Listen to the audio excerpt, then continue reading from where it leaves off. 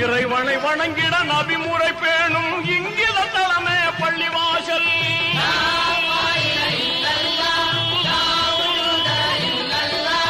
இறைமனத்தோடு தொழுதிடும் போது நிம்மதி தருவது பள்ளிவாசல்.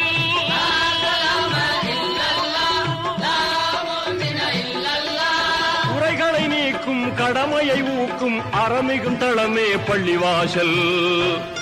இன்ப நெறிமிகும் தளமே பள்ளிவாசல். அல்லாஹு அக்பர் அல்லாஹு அல்லாஹு அக்பர் அல்லாஹு அல்லாஹு அக்பர் அல்லாஹு